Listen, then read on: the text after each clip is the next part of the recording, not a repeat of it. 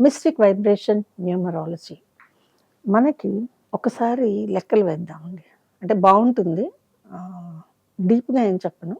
మీకు అర్థమయ్యేలాగా చెప్తాను. ఒకసారి లెక్కలు వేద్దాం. మొత్తం పేరులో మీకు ఎన్ని ఏలున్నాయి ఆలోచించండి.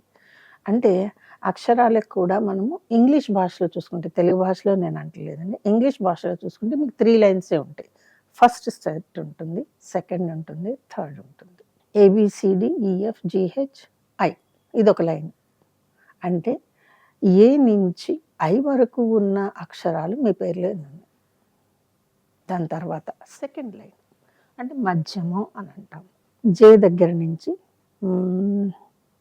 ఆర్ దాకా. జే దగ్గర నుంచి J, K, L, M, N, O, P, Q, R ఇదొక సెట్. మిగిలినవన్నీ ఎస్టీయువి, డబ్ల్యూఎక్స్ ఇది థర్డ్ లైన్. కాకపోతే ఈ 6 దాకా ఉండేవి సెకండ్ అనమాట. ఇవెన్ని ఉన్నాయో మీ పేరులో చూసుకోండి.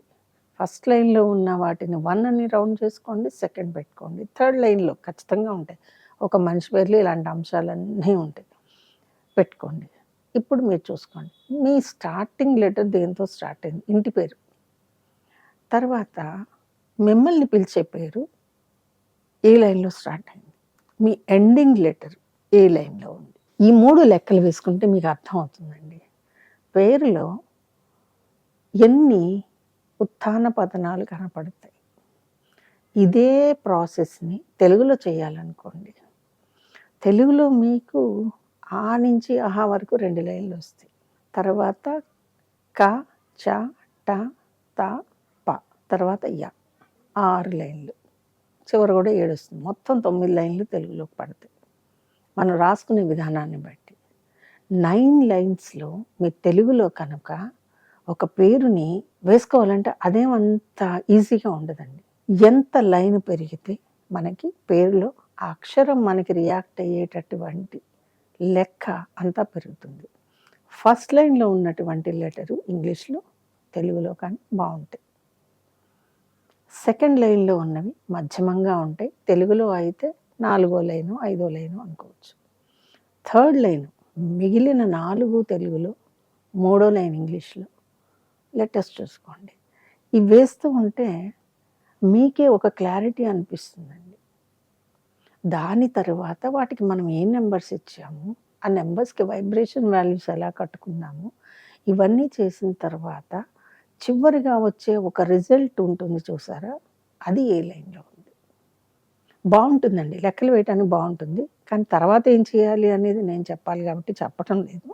ఎందుకంటారేమో, ఇప్పటికే మీ మైండ్లు చాలా మటుకు ఖరాబ్ చేసేస్తున్నాం కాబట్టి కొంతవరకు ఇది ఒక పద్ధతి చూసుకోవచ్చండి. ఒకవేళ మీ పేరు అద్విక్ అనుకోండి. అద్విక్ అంటే తెలుగులో ఆ ఫస్ట్ లైన్, ఇంగ్లీష్లో ఏ ఫస్ట్ లైన్ బాగుంది. మరి చివరిలో ఉన్నకే సెకండ్ లైన్లో పడింది. అదే తెలుగులోకి వెళ్ళిపోయారనుకోండి, కాకి ఎత్తు వెళ్ళిపోయింది. 3వ లైన్లో 6వ అక్షరం 7వ అక్షరానికి వెళ్ళిపోయింది. అయిపోయింది కదండి. మరి బలం ఉన్నట్టేనా అద్విక్ అనేది? అద్విత్ అనేది బలం ఉన్నట్టేనా? మరి ఇంటి పేరు ఏం చేద్దాం? ఇంటి పేరు ఫస్ట్ లైన్లో ఉందా, సెకండ్ లైన్లో ఉందా, థర్డ్ లైన్లో ఉందా? ఇంటి పేరుని మార్చే అధికారం నాకు కానీ మీకు కానీ లేవు కాబట్టి అది ఎలా ఉన్నా ఆ లైన్కి మనం ఓటేయాల్సింది. ఇలా పేరుని ఇలా కూడా చూసుకోవచ్చు. కాకపోతే వీటికి మళ్ళీ డేట్ ఆఫ్ బర్త్కి సరిపోలిందా లేదా అనేది కొంచెం సబ్జెక్ట్ లోపలికి వెళ్తేనే మనకు తెలుస్తుంది. కాబట్టి పైన లెక్కలు అనమాట. రామారావు అని తీసుకుందామండి. రామారావు అనేది తెలుగులో లాస్ట్ లైన్ అండి, యారా లావాలో వస్తుంది. మళ్ళీ రాగుణింతంలో 2వ అక్షరం. ఇంగ్లీష్లో కూడా మీకు సెకండ్ లైనే వస్తుంది. ఆర్ అనేది చివరి అవుతుంది కాబట్టి. మళ్ళీ వి తీసుకోండి. వి తీసుకుంటే ఇంగ్లీష్లో 3వ లైను. ఆ వా అనేది వాకి ఏత్వం మళ్ళీ అయిపోయింది లాస్ట్ లైన్. ఎంతమంది రామారావులు బాగున్నారు ఒకసారి ఆలోచిస్తే ఈ లెక్కలన్నీ పైకి వస్తున్నాయి అన్నమాట.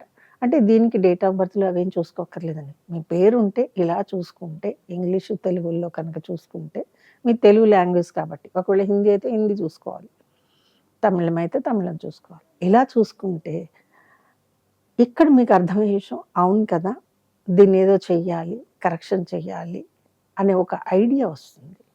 అప్పుడు మీరు ఎవరైనా ఎక్స్పర్ట్ దగ్గరికి వెళ్తే సమస్యకి సమాధానం దొరుకుతుంది. ఈ వీడియో కనుక మీకు నచ్చినట్లయితే లైక్ చేయండి, షేర్ చేయండి, మా ఛానల్ని సబ్స్క్రైబ్ చేయండి.